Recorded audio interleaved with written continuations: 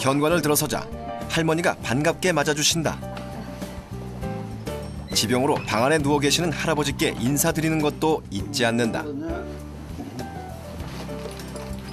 조금은 좁은 듯한 민재의 방.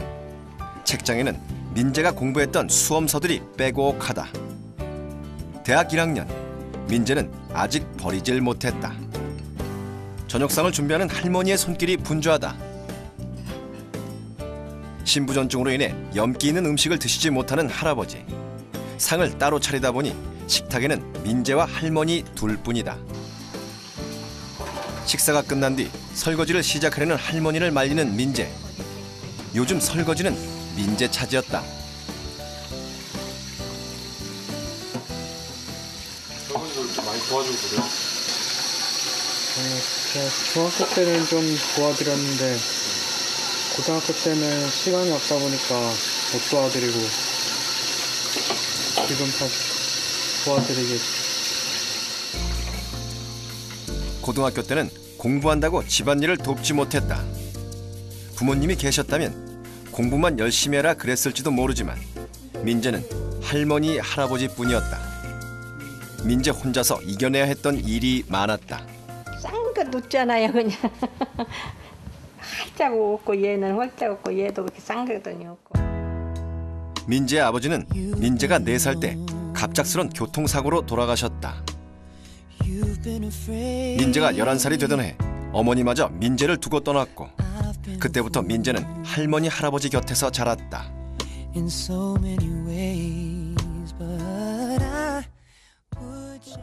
어머니와의 이별 후 민재는 갈수록 웃음을 잃고 감정 표현을 잘 하지 않는 아이가 되었다. 다른 친구들과 너무나 다른 가정 환경.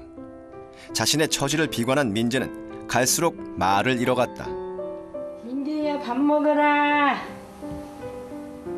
중학교 시절 민재는 컴퓨터 게임에 빠져들기도 했다. 하루 종일 게임을 하다가 방 밖으로 나오지 않는 날도 있었고 새끼를 꼬박 굶은 채로 컴퓨터 앞에 앉아있기도 했다. 밥 먹어라. 밥 먹고 해라잉. 게임을 하며 현실에서 도망치려는 손자를 보며 가장 괴로웠던 것은 할머니였다. 하나 요거라도 먹어라. 하루 종일 굶고 있는 손자를 보다 못해 컴퓨터 앞으로 식사를 가져다 주면 민재는 그제서야 밥을 먹었다.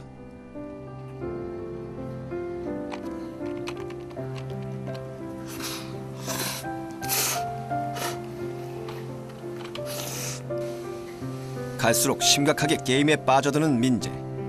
이제 위험 수위를 넘었다 싶을 무렵 할아버지가 나섰다. 더 이상은 놔둘 수가 없었다. 컴퓨터에 완전히 그냥 오락에 몰입해가지고 주야도 없고 뭐 끼니도 없고 어떻게 할 길이 없어서 한번 내한테 어떤 그것을 뭔가 희망을 좀 꿈을 줘보고 그 어떤 계기를 만들어줘야 해서 안 간다니까요.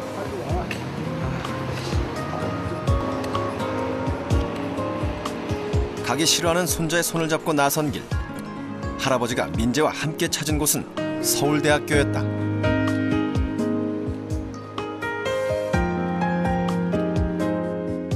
넓은 세상, 저마다 제 몫의 삶을 살기 위해 노력하는 젊은이들.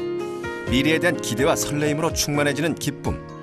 할아버지는 도전하는 마음을 가르쳐주고 싶었다. 이제 부탁한다. 너도 알다시피 어린 마음이지만 할아버지는 공부해라, 게임하지 말아라라는 말을 하지 않았다. 비록 민재가 처해 있는 현실은 불행하지만 노력하는 것에 따라 미래는 달라질 수 있다. 그러기 위해서는 자신의 목표를 분명히 하고 미래를 위해 살아라. 그것이 할아버지가 민재에게 해주고 싶은 이야기였다. 정말 힘들다. 그러지만 너가 희망을 포기 않고 끝까지 도전을 해주기 위해서 내가 오늘 이 서울대학교 알지도 못한 길을 물어물어 찾아서 그러니까 너한테 희망을 내주는 거니까. 할아버지의 진심 어린 충고는 민재의 마음을 움직였다. 서울대 방문은 민재 삶의 방향을 바꾸는 크나큰 전환점이 되었다. 서울대 오기 전까지는 저 스스로 굉장히 불행하게 생각했거든요. 왜냐면 뒤에 아버지도 안 계시고 어머니도 안 계시고 할머니 할아버지 밑에서 자란다는 그런 환경이 그리 흔한 건 아니잖아요. 그래서 왜 저한테만 이런 일이 일어날까 불행하게 생각도 했었는데 제가 한번 불행을 극복하기 위해서 뭘 해야 될까 한번 생각해 봤더니 그 해답이 공부였던 것 같아요. 보다 나은 내일을 만들기 위해 지금 할 수 있는 일. 민재가 선택한 것은 공부였다. 집에 돌아온 민재는 실천에 들어갔다. 그리고 다시는 게임에 손대지 않기 위해 집에 있던 컴퓨터를 버렸다.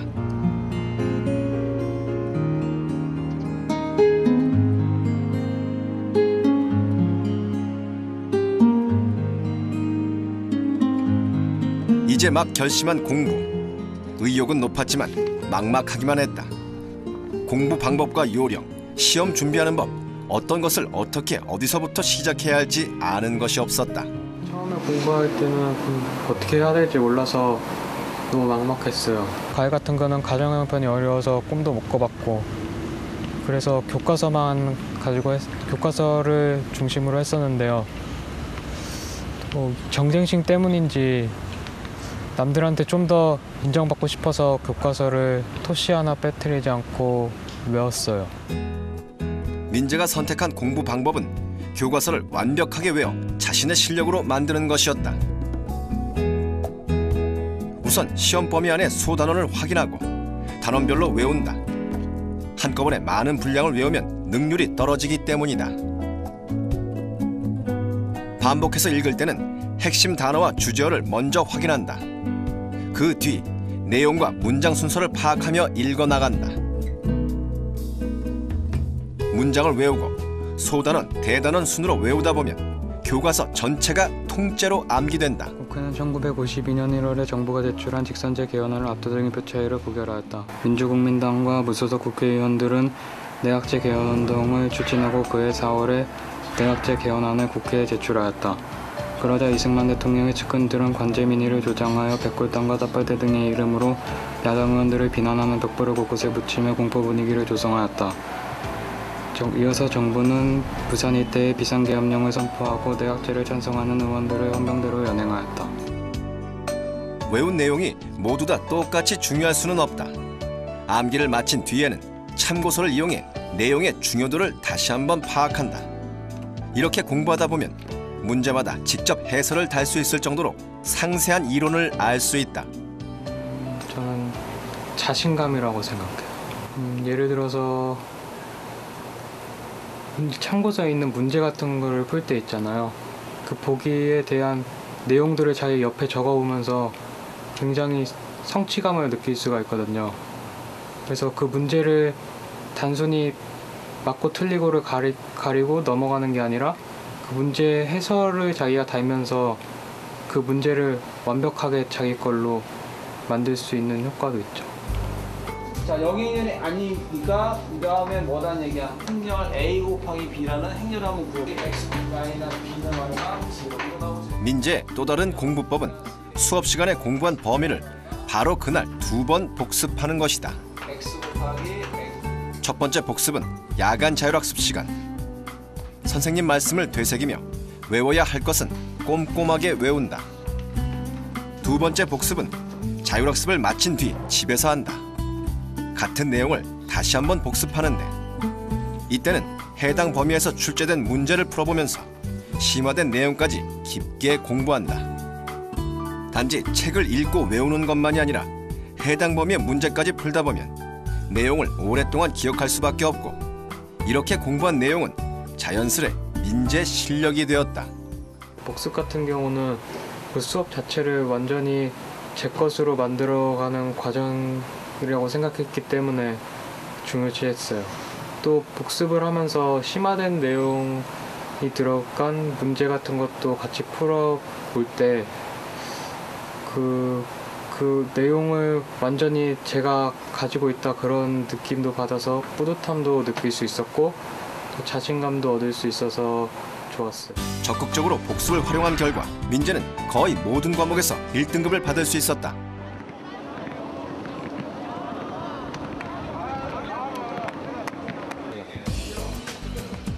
방학을 맞아 선생님들께 인사를 드리기 위해 오랜만에 고등학교를 찾은 민재. 민재 왔니? 잘 지냈니? 네. 그거 어떻게 학교 생활은 잘하고? 네. 일단 여기 좀 앉아. 민재가 제일 먼저 찾아가 인사를 드린 분은 안은주 선생님. 민재 2학년 때 담임 선생님이셨다. 주로 그 많은 시간을 어떻게 보냈어? 그게 궁금해 정말. 선생님이 기억하는 민재는 어떤 학생이었을까? 자기 자신을 막 채찍질해가면서 독하게 공부하는 모습은 있었어요.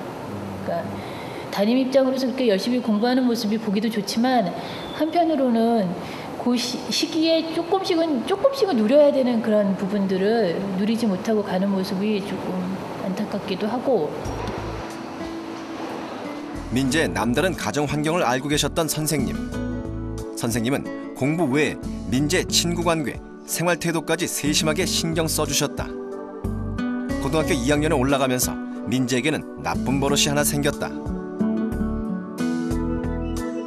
공부할 때마다 자꾸만 손톱으로 손을 긁어 손가락에 상처를 내기 시작했다. 굉장히 아팠죠.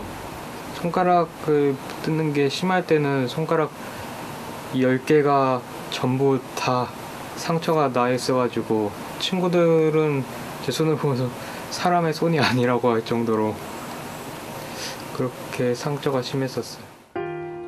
왜 그러세요? 민재에게 이런 버릇이 생긴 것은 할아버지가 뇌졸중으로 쓰러지고 난 직후부터였다. 그렇게 쓰러져 버리시니까 정말 암담하더라고요. 그래서 방 안에서 혼자 울기도 해봤고 어떻게 해야 되나 생각도 해봤는데 아무래도 그렇게 할아버지가 쓰러지신 걸로 인해서 제가 공부에 영향을 받는다면 할아버지께서도 그런 건 원치 않는다고 생각했어요. 그래서 공부에 집중하려고 좀 더 집중하려고 애를 써봤는데 잘 안 되더라고요. 편찮으신 할아버지에 대한 고민. 그러면서도 공부를 놓아서는 안 된다는 압박감. 스트레스로 인해 생긴 습관은 좀처럼 없어지지 않았다. 이때 민재에게 힘이 되어준 것은 선생님의 따뜻한 관심과 애정이었다. 선생님은 민재의 고민을 들어주기도 하고 때로는 여유를 가지고 공부할 것을 권해주기도 하셨다. 제가 아마 민재한테 집에 잘 들어갔냐 이런 식으로 처음에 아마 문자를 보냈던 것 같아요. 그러니까 뭐 잘 왔다 이런 게 하고 얼마큼 지나고 나니까 본인이 먼저 저한테 문자를 보내기 시작하더라고요. 선생님께 고민을 털어놓기 시작하면서 민재는 공부에 대한 부담감을 덜 수 있었다. 할아버지의 건강을 비롯한 가정에 대한 걱정도 예전보다는 많이 줄어들었다. 마음의 여유를 갖게 되자 손가락을 뜯는 버릇은 조금씩 사라져갔다. 고2. 그 당시 민재가 가장 어렵게 생각했던 과목은 영어였다. 하지만 좀처럼 점수가 오르지 않는다고 영어를 포기할 수는 없었다. 민재는 우선 공부하는 양을 늘리기로 마음먹었다. 매일 한 회 이상의 모의고사 문제를 풀었다. 그날 푼 지문 속에 등장하는 주요 표현과 단어 수거는 전부 외워나갔다. 영어 지문을 외울 때는 제가 생각해도 제가 정말 독했던 것 같아요. 한 문제 한 문제 외워갈 때마다 그 문제에 나와 있는 중요한 단어나 수거나 문법사항 같은 거를 다시는 안 보겠다는 생각으로 컴퓨터용 사인펜으로 그냥 지워버렸어요. 그렇게 지우면서 외웠더니 좀 긴장감이 생겨서 좀 더 잘 외울 수 있었어요. 지문은 새까맣게 지워져 버렸지만 지워진 지문만큼의 민재의 영어 실력이 쌓여갔다. 매일같이 엄청난 양의 단어와 수고를 외우다 보니 새벽까지 공부하는 일이 잦아졌다. 하지만 아무리 늦은 시간이라도 할머니는 민재가 공부를 마칠 때까지 항상 깨어 계셨다. 이렇게 졸지 말고 누워서 몇 분이라도 자거라. 응?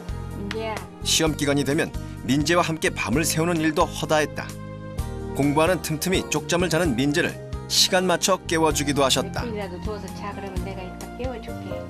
저 어린 것이 저렇게 하려고 제기를 하는데 늙은 할매가 어찌 감히 그냥 나만 자고 있겠어요.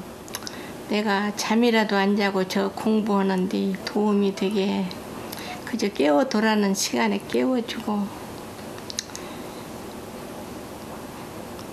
내 몸이 다 부서지더라도 그들 잘 되는 것만 나는 바라고 오늘날까지 뒷바라지를 했어요. 밤잠도 안 자가며 곁을 지켜주시는 할머니. 그런 할머니를 보며 민재는 흐트러지려는 마음을 다잡곤 했다. 할머니도 몸이 많이 편찮으신데 저 때문에 잠도 못 주무시는 걸 보면은 정말 고맙다는 생각을 했어요. 그래도 그 당시에는 제가 공부를 해서 나중에 갚아드려야겠다 그런 생각을 했죠. 대입을 몇 달 남기지 않은 고3 여름. 민재의 건강에 이상이 생겼다. 귀에서 이상한 울림이 들리기 시작했다. 스트레스성 이명 증상이었다. 작은 소리에도 너무나 민감해진 상황. 동생과 계속 한 방에서 공부하는 것은 무리였다. 그렇다고 독서실을 다닐 만한 형편도 아니었다. 이제 고3 되고 하는데 공부를 시켜야 하는데 그 속에서 둘이 도저히 견딜 길이 없더라고요. 가족들은 민재가 조금이라도 편한 환경에서 공부할 수 있는 방법을 고민했다. 가족들은 거실에 커튼을 쳐 새로운 방을 만들었다. 동생은 수능을 앞둔 형을 위해 기꺼이 공부방을 양보하고 거실에서 생활했다. 임시 방편으로 마련한 방. 하지만 민재와 동생 모두 자기만의 공간에서 공부할 수 있다는 장점이 있었다. 남은 수험 기간, 난생 처음 자신의 방을 갖게 된 민재는 더욱더 공부에 몰입해 나갔다. 걔가 표현은 잘 안 해도 저 혼자 조용히 있으니까 좀 집중도 되고 이 모의고사나 뭐 볼 때 성적이 확확 올라가더라고요. 모의고사 전 과목 1등급. 이것은 가족들의 눈물과 민재의 땀으로 일군 성적표다.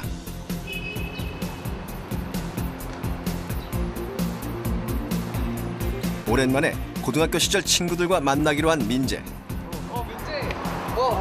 오랜만이야. 야, 너 머리 짱 많이 길렀다. 오랜만에 만나다 보니 서로에게 할 말이 너무나 많다. 갑자기 한 친구가 수학여행 때 사건을 얘기하기 시작한다. 옆방에서 어떻게 책을 들고 왔다는 거야. 책을 가방에 열어보니까 책이 4권 있었지 그때. 뭐뭐 썼냐 그때? 국사 또 뭐 있었냐? 국사, 수학, 국어. 그 과목명도 기억나 아직도 맞고. 애들 다 이불 뒤져쓰고 놀고 있는데 혼자서 책 펴들고 이러고. 그래도 놀긴 놀더라. 고수업 치면서 국사책 읽어. 고수업 치면서 딱 자기 치고 국사책 읽고, 자기 차례면 치고 국사책 읽고. 시기간이 얼마 안 남아서. 정말 열심히 공부했다. 그러나 민재는 혼자 이룬 게 아니란 걸 누구보다 잘 알고 있다. 서울대 입시 전형 중 마지막 시험인 구술 면접을 앞두고 민재는 큰 혼란에 빠져 있었다.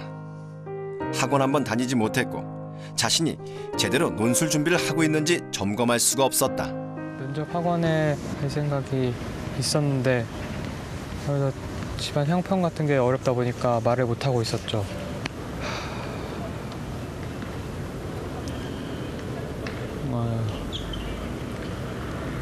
돈이 없는 게 이런 느낌이구나. 저를 약간 비참하게 생각했던 것 같아요. 구술 시험을 5일 앞둔 상황. 논술 시험을 위해 많은 학생들이 학원을 다닌다는 것을 알게 된 할아버지는 불편한 몸을 이끌고 직접 강남에 있는 학원을 찾았다. 그토록 최선을 다해 공부해왔던 손자인데 민재 대학 합격을 위해서라면 동량을 해서라도 가르치고 싶었다. 그렇게 해줬으니까 보라고 뭐 감사를 드리. 애들은 할아버지는 이게 아파서 있고 어떻게 돈은 없고 참 죄송한 말씀인데 할아버지 된 입장에서 아무리 한편이 어려워도 또 논술을 한번 처음이자 마지막으로 한번 시킬 각오를 가지고 여기까지 찾아왔습니다. 근데 어려운 가정 형편과 지금의 상황을 이야기하자 학원에서는 민재 사정을 참작해 학원비를 할인해주고 논술 수업을 들을 수 있게 해주었다. 그래서 이렇게 염치를 불고 오고 말씀드리는 겁니다. 여기까지 왔는데 저희도 한번 아이를 보면서 마지막 준비를 해보도록 하죠. 뭐. 서울대 입시에서 논술이 되게 5일 남은 면접. 어쩌면 마지막 기회일지도 모르는 일. 손자에게 해줄 수 있는 마지막이라고 생각하니 그 어떤 일도 할 수 있을 것만 같았다. 우리가 뭐 굶더라도 좀 딴 데 돈을 못 쓰더라도 이거 하나만 마지막으로 해주고 그리고 최선을 다하고 떨어지면 그 후회는 없잖아요. 근데 주변의 사랑과 정성 그리고 본인의 노력으로 민재는 결국 서울대 4년 장학생이 되었다. 뭐 고생은 다 어디로 간 것 같고 날아갈 것 같은 오직 하면 이 빌라에서 우리가 이렇게 가난하고 이렇게 관리비도 못 내는 그런 집에서 서울대 갔다 오니까 동네 이 빌라에서 프랑카트를 해주었어요.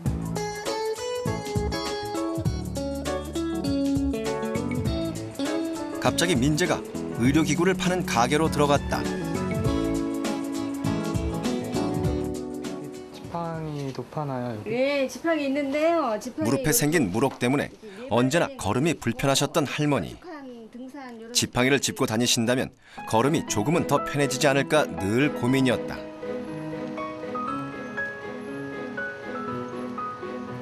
몇 번을 망설이다 결국 민재는 할머니께 지팡이를 선물했다.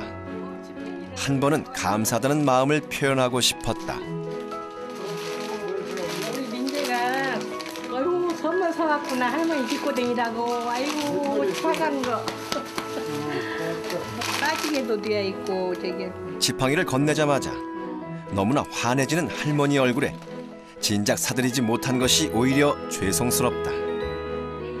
바라는 것 하나 없이 키워온 손자인데 뜻밖의 선물에 할머니는 기분이 날아갈 것 같다.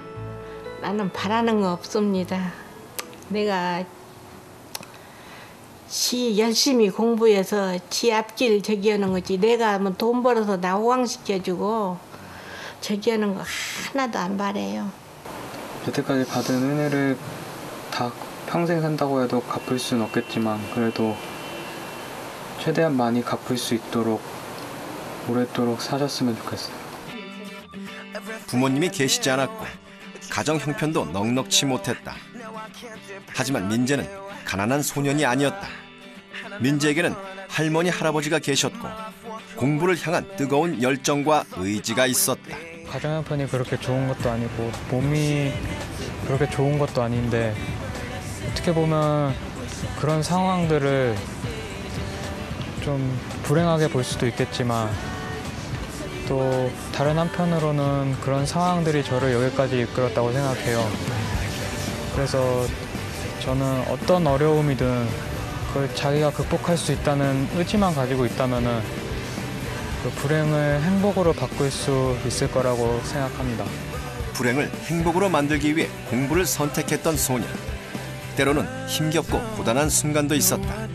하지만 그 순간을 넘어선 소년에게 공부는 빛나는 미래를 열어줄 희망의 열차 티켓이었다.